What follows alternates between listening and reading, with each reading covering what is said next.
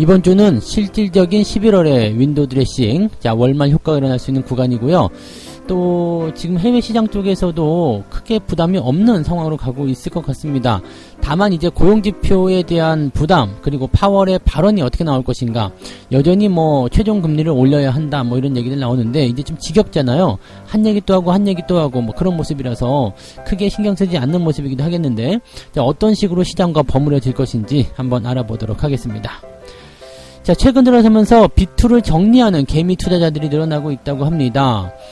그럼에도 불구하고 신용 잔고는 계속 늘어나는 모습이기도 하죠. 증시가 올라가게 되면 신용은 같이 늘어나게 되는데, 뭐 과거에 빚을 냈던 사람들이 빚을 정리하는 모습도 나타나겠지만, 새롭게 또 비투를 끌어당기는 사람들이 좀 생기기도 하죠.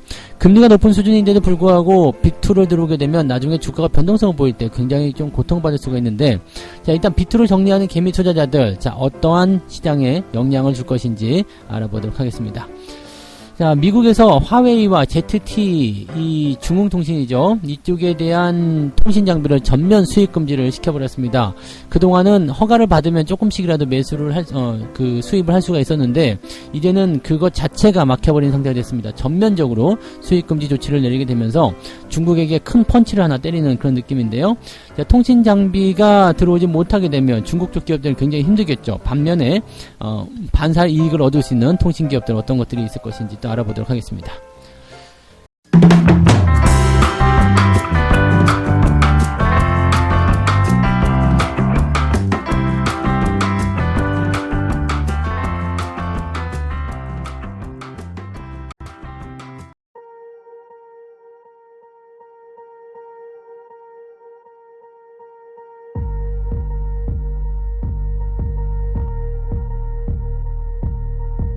네, 반갑습니다. 자, 오늘은 11월 28일 월요일입니다.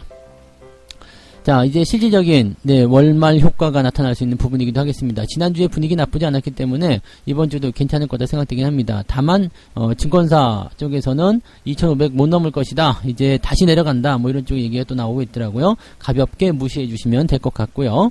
자, 첫 번째 얘기부터 바로 시작하도록 할게요. 이번 주에는 일단 고용지표, 고용보고서가 이제 제일 중요하겠습니다. 실업률 발표가 있어요. 근데 이제 금요일날 발표가 있기 때문에 우리의 이번 주 상황에서는 큰 영향은 없을 것 같긴 합니다만, 뭐 어쨌건 고용 보고서에서 실업률이 얼마큼 나오느냐, 이 부분이 좀 중요하겠죠. 실업률은 3.7%로 일단 예정이 되고 있습니다. 그래서 지난달하고 비슷한 수준 이렇게 되어 있고요. 그 다음에 뭐 고용과 관련된 신규 고용 뭐 이런 부분들 같은 경우는 썩 훌륭하지 않았을 것 같다라는 느낌이 좀 있습니다. 그래서 고용이 조금 줄어들었다라는 것은 고용 시장이 좀 안 좋아졌다는 얘기거든요. 그래서 신규 고용이 조금 줄어들었다. 그러니까 비농업 부문에서 지금 지난번에는 26만 건이었는데 이번에는 20만 명. 자, 그러니까 26만에서 20만 명 줄었으니까 6만 명 줄어든 거죠. 그렇게 되면은 고용이 별로 좋지 않구나, 이렇게 될 수가 있죠. 이렇게 되면은 실질적으로는 연준의 금리 인상 속도 조절에 조금 힘을 보태줄 수 있는 상황이 좀 되긴 되겠습니다. 그래서 실업률이 올라가지 더 이상 낮아지지 못한다, 이런 상황이 된다라면, 또 실업률이 뭐 또 안 좋은 상황으로 계속 갈 수 있다라면 이런 부분들이 조금 안심될 수 있는 상황으로 갈 수가 있겠죠. 이거는 이제 나쁜 뉴스가 오히려 좋은 뉴스가 된다라는 식으로 가고 있는 부분이 아닐까 생각되고요. 투자자들은 이제 고용이 안 좋았기를 바란다, 이렇게 얘기가 되고 있다고 합니다. 그렇게 돼야지만이 연준이 고용이 조금 안 좋으니까 금리 인상 속도를 좀 줄이겠습니다라고 얘기할 수 있다, 이렇게 되는 부분이겠죠. 지금으로서는 그런 부분들에 부응할 수 있을 것 같습니다. 그래서 경제 지표가 좀 안 좋아져서 그렇게 될 것 같다 생각되죠. 뭐 PMI 지표라든지 개인 소비, 소득, 지출, 이런 것들 전부 다 그런 모습이고요. 실업수당 청구 건수는 조금 줄어들었을 것으로 생각되는데 크게 차이가 없는 부분인 것 같고요. 그 다음에 GDP 같은 경우는 조금 늘었어요. 그래서 요거는 조금 괜찮은 모습입니다. 그래서 지금 실질적으로는 뭐 GDP나 또는 소득, 소비, 지출 뭐 이런 것들은 중요한 지표이긴 합니다만은 뒤로 미뤄져 있고요. 실업률에 집중이 되고 있는 모습입니다. 근데 실업률 같은 부분이 지금 괜찮게 예정이 되고 있기 때문에 이번 주 내내 분위기가 그렇게 크게 나쁠 것 같지 않아요. 다만 이번 주에는 파월 의장의 연설이 하나 있고요. 그 다음에 베이지북 발표가 있죠. 네, 베이지북. 베이지북은 경기 동향, 네, 발표라고 보시면 됩니다. 그냥 페이지가 베이지색이라서 베이지북이라고 불리는 건데, 경기 동향이 어떻게 돌아가는지 거기에 대한 이야기들을 하는 부분들이다. 뭐 이런 것들이 약간씩의 변수를 일으킬 수 있겠습니다만, 주 후반에 몰려있기 때문에 주 초반에는 그다지 큰 부담은 없을 것 같다 생각되고요. 이번 주는 화요일부터 바로 블러드 연설이 있고요. 윌리엄스 연설, 연준 위원들 연설도 굉장히 많은 편입니다. 그래서 이게 조금 네, 재수없다 보시면 될 것 같아요. 그러니까 연준의 수장인 파월 의장과 그 다음에 연준 인사들, 네, 고위 인사들의 공개 발언이 예정되어 있다. 이게 제일 짜증나는 일이죠. 파월은 30날 이 연설을 하게 됐는데 노동시장과 경제에 대해서 연설을 한답니다. 이 연설을 왜 이렇게 많이 하는지 모르겠어요. 굳이 안 해도 되는 것 같은데 뭐 한 얘기 또 하고 한 얘기 또 하고 할 걸 왜 똑같이 얘기를 하고 그런지 모르겠는데 아무튼 뭐 중요한 힌트를 제공할 것이다라고 하는데 뭐 그다지 네, 중요하지 않을 것 같고요.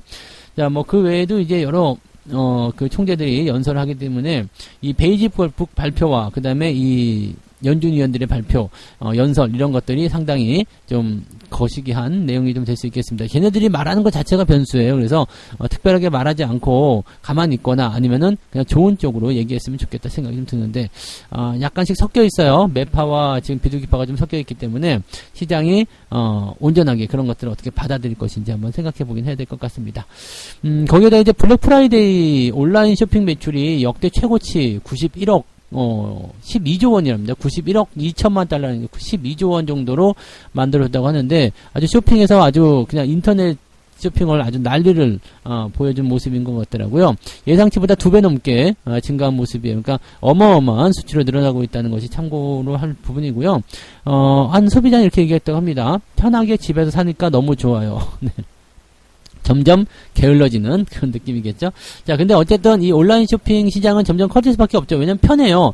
우리가 은행에서 계좌를 만들 때도 지금은 은행 창구 안 가고 비대면으로 다 되잖아요. 너무 편하죠. 거기까지 가야 되는 거, 시간 빼야 되는 거 이런 거 없이 그냥 스마트폰으로 딱 할 수 있으니까 너무 편하잖아요. 그러니까 이런 것들이 전체적으로 이제 삶의 편리함을 위해서 진행되는 것들이라 이 온라인 시장, 이 온라인 쇼핑에 대한 부분들 점점 커질 수 있다라고 생각하시면 되겠죠.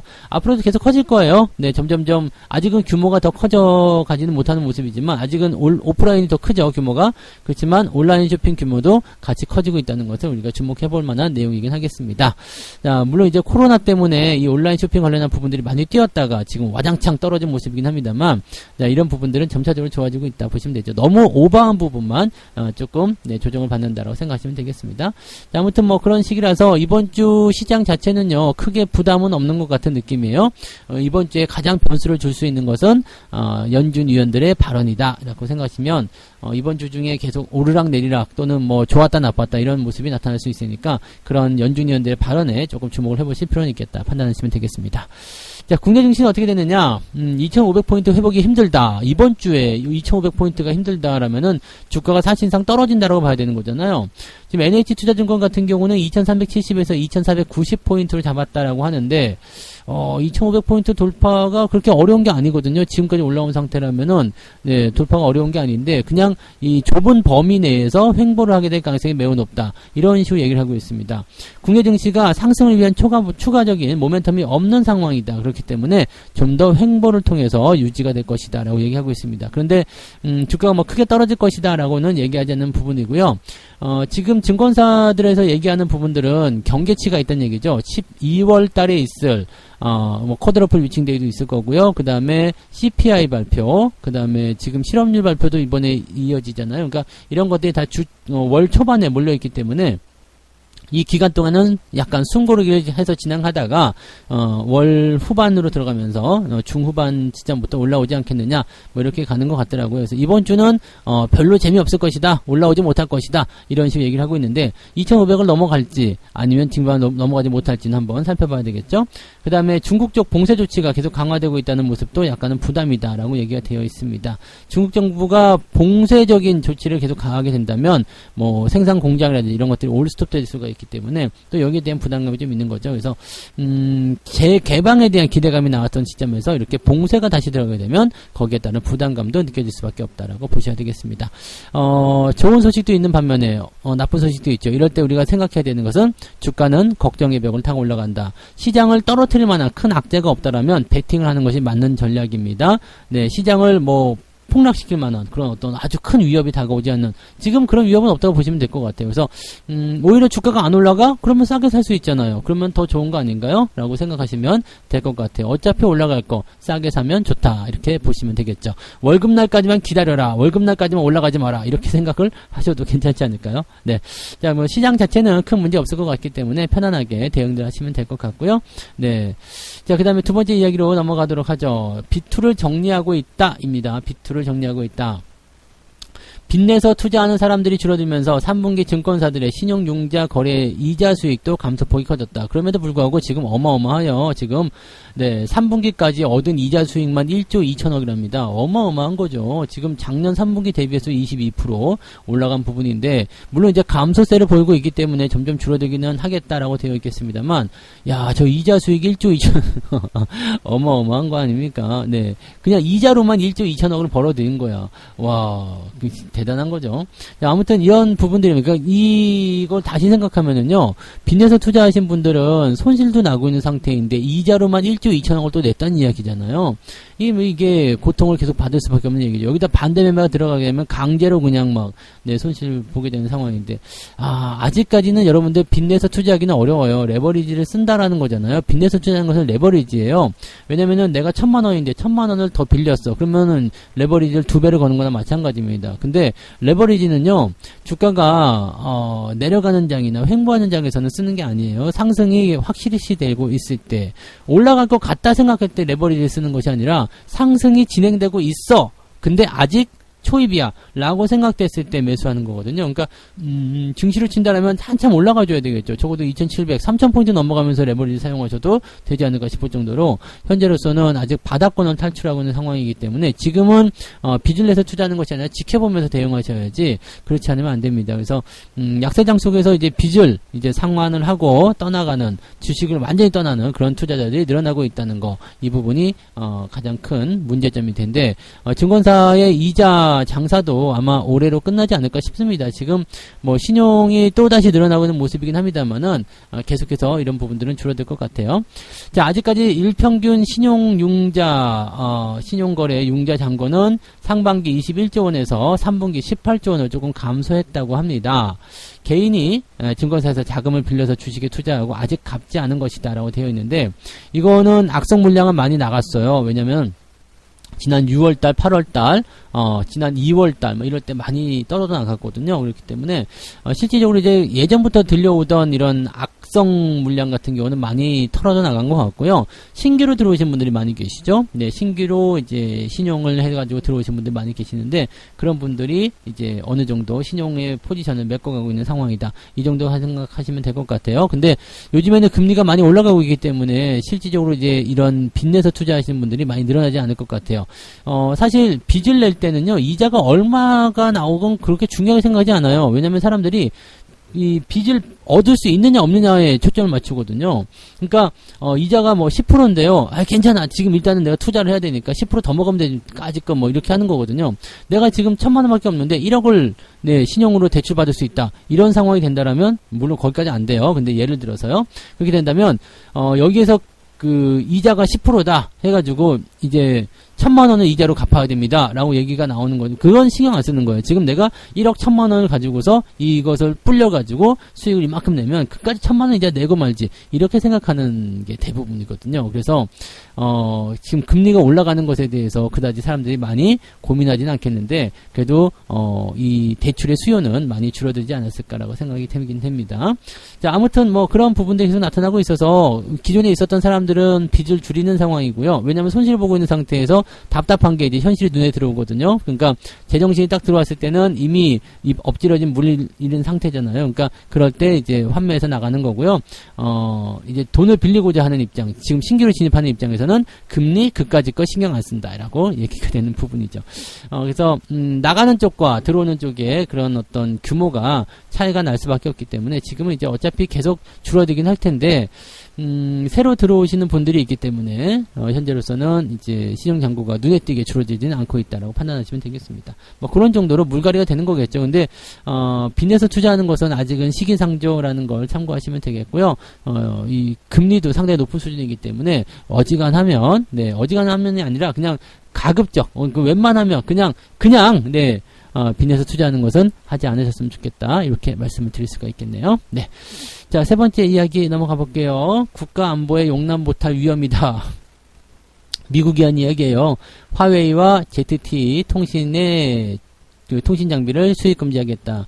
이 중흥통신 ZTE 같은 경우는 한번 죽었다 살아났잖아요. 그래서 이런 부분도 있기 때문에 악몽이 또 나타날 것 같아요. 화웨이도 뭐 마찬가지긴 하겠습니다만, 자, 미국 정부가요, 중국산 통신 장비에 대해서 수입을 사실상 전면 금지시켰다. 지금까지는 연방 지원금으로 중국산 통신 장비를 사들이는 것만 금지를 했는데 앞으로는 민간 시장에서도 수입이 불가능하다 되어 있습니다. 이 연방통신위원회가 FCC예요. 얘네들이 국가안보에 위협이 되는 업체의 장비에 대한 사용 허가 자체를 전면 금지한다라고 얘기를 밝혔습니다. 그래서 지금 보면은 화웨이와 중흥통신의 모든 계열사가 제조한 모든 통신 화상 감시 장비에 대한 수입을 금지했다. 어마어마한 거네요. 네. 어마어마한 겁니다. 그래서 이렇게 되면은요, 민간 자금을 활용해서 사들이는 것조차도 차단이 된다, 금지가 된다라고 되어 있고요. 장비나 서비스를 구매하는 것은 금지가 되어 있다. 이거 엄청나게 어마어마한 부분입니다. 이렇게 되면 화웨이나 ZTE는 다시 한번 휘청거리거나 자빠질 수밖에 없는 거고요. 이것을 풀어줄 리가 지금은 만무하겠죠. 중국이 숙이고 들어오거나 확실하게 미국의 입맛을 맞춰주지 않으면 풀어주지 않을 테니까 이렇게 되면은 얘네들 기업들 망하는 거는 한순간에 일어날 일이죠. ZTE 같은 경우는 그때 자산이랑 다 팔고 막 난리가 났었잖아요. 거의 상폐 직전까지 몰렸었는데 겨우 살아난 거 아닙니까? 그래서 그런 상황들을 참고해 본다라면 이번에 파장도 만만치 않을 것 같아 보여요. 네, 그동안에 FCC 허가를 받은 미국 기업들은 중국산 장비를 구매를 할 수 있었는데 이제는 이게 안 된다 이거죠. 그리고 이미 허가 신청이 된 기업들도 만약에 좀 뭔가 안 좋다라고 생각되면은 바로 허가를 취소할 수 있도록 되었다. 그래서 중국 기업들 하이테라, 하이크비전, 다후아 테크놀로지 이런 기업들 등등도 전부 다 이제 허가가 금지되어 있다라고 되어 있어서 중국산 통신 장비 모두가 미국 국가 안보에 위협이 될 수 있다고 보고 있다라고 얘기가 되는 거죠. 그 다음에 이제 강도가 좀 높게 규제가 들어가는 것이 바로 화웨이와 그 다음에 중흥통신 이렇게 보는데 그 중에서도 화웨이가 가장 많이 두들겨 맞고 있는 것 같고요. 화웨이 회장은 힘든 시기를 지내고 있다. 다들 생존에 집중해야 된다라고 얘기를 하고 있기도 합니다. 그냥 망할 수도 있을 것 같아요. 네, 망할 수도 있을 것 같아요. 왜냐면 이런 대기업들은 이제 어느 한쪽으로 이제 뭔가 의존도가 높게 되면은 망하게 되거든요. 그러니까 그런 부분들이 있죠. 우리나라 같은 경우도 사실 중국 쪽에 의존도를 높게 갖고 있었던 기업들 같은 경우는 중국이 한한령 들어갈 때 굉장히 힘들어했던 기업들 굉장히 많잖아요. 그러니까 그런 식이에요. 어느 한쪽에만 의존도가 많이 들어가 있으면 절대 안 되고요. 여러 가지로 분산이 돼야 되는데 중국 쪽은 좀 그런 게 아니었던 것 같아요.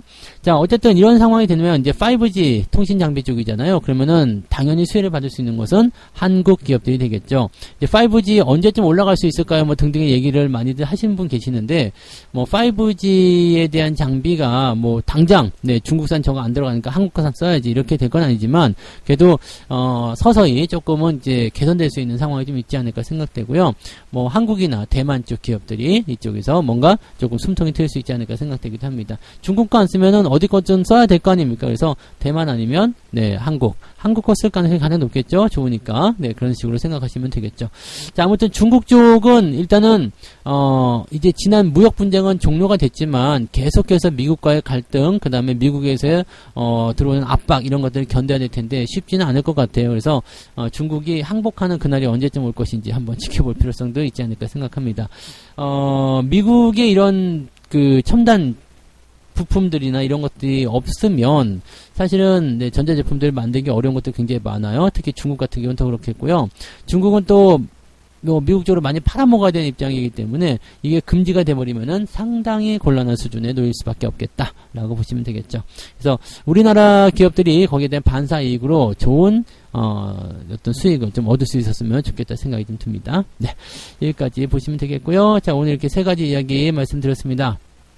이번 주에는 고용과 파월 발언이 중요한데 고용이나 이런 것도 특별한 문제 없을 것 같아요. 블랙 프라이데이도 나쁘지 않았고요. 근데 파월 발언, 그 다음에 연준 인사들의 발언들이 시장에 약간씩의 변수를 줄 수 있다는 것 정도 생각하시면 되겠고요.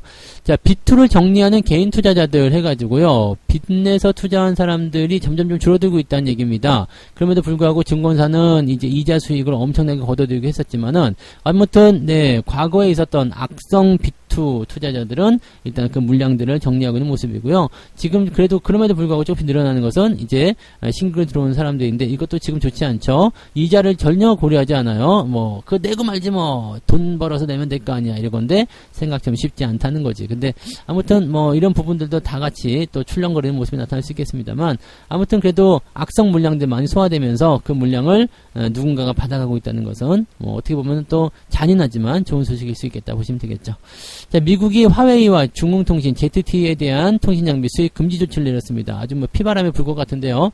자, 여기에 대한 반사 이익은 국내 통신장비 쪽에 조금 들어갈 수 있지 않을까 생각되긴 합니다. 물론 그 영향이 미비할 것 같긴 합니다만 그래도 아닌 것보다는 낫다라고 생각하시면 되겠죠. 그래서 어떻게 보면 주식은 좀 그래요. 남의 불행은 나의 행복 뭐 이런 식으로 보실 수 있기 때문에 중국이 저렇게 조금 휘청거리거나 강력한 제재를 받게 되면 그것에 경쟁 관계에 있었던 기업들은 좋은 성과를 올릴 수 있다는 걸 참고하시면 되겠습니다. 네, 자, 책 한 곡 읽고 마무리하도록 하겠습니다. 어제 좋았던 주식을 매수한다면 더 큰 실수를 저지르게 되는 것이다. 경제 잡지에 커버 스토리로 실린 주식을 혹은 신문에서 보았던 주식을 매수하는데 그 주식에 대한 이야기가 널리 퍼졌다면 이미 늦은 때가 아니겠는가. 자, 이런 식의 이야기인데요. 뉴스를 보고 사는 거 안 좋습니다. 이미 많이 올라간 종목 추격 매수하는 거 안 좋습니다. 그렇게 하면 안 된다는 이야기죠. 그러니까 항상 올라가기 전에 매수해서 주식을 보유해서 수익을 극대화시키는 거, 그런 전략에 집중하시기 바랍니다. 자, 조금 있으면 무료 방송이 시작이 됩니다. 오늘 9시부터 무료 방송 진행되니까요. 늦지 않게 또 오시고요. 자, 오늘 월요일에 출발을 힘차게 한번 열어보도록 하죠. 실수 없이 편안하게 정석대로 내가 생각한 대로만 대응하시면 여러분들 모두 다 좋은 결과 얻어가실 수 있습니다. 자, 조금 이따가 뵐게요. 오늘도 화이팅! 네, 이따 뵙겠습니다. 고맙습니다.